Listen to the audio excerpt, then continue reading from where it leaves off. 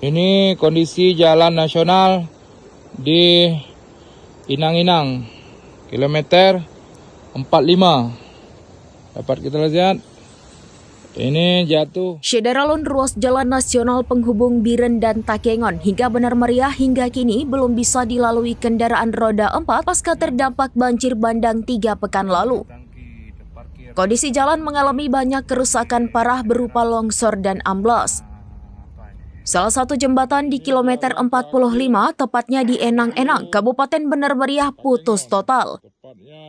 Kondisi jembatan itu masih memprihatinkan dengan jalan tertutup lumpur tebal, pohon tumbang, serta longsoran yang parah. Di sini batas terakhirnya. Kerusakan berat terbentang sepanjang ruas jalan dari jembatan Tepin Mane. Terdapat 17 titik longsor dan 18 titik amblas dengan kondisi sangat parah dari jembatan Tepin Mane di Kecamatan Juli hingga jembatan Inang-Inang di Kabupaten Benar Meriah.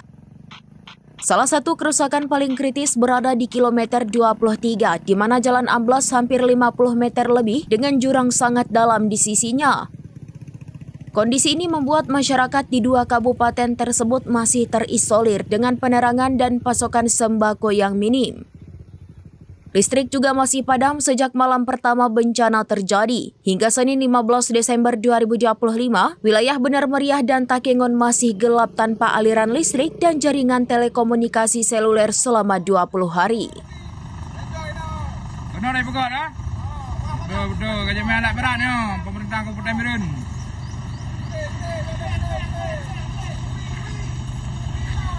Dari Biren, Yusmandin Idris, SerambiNews.com. Oke, dapat kita lihat di belakang kita itu adalah tempat pemandian Mini Kulus, tempat wisata di Aceh, Benar Meriah. Dapat kita lihat ini di belakang kita porak-poranda ini.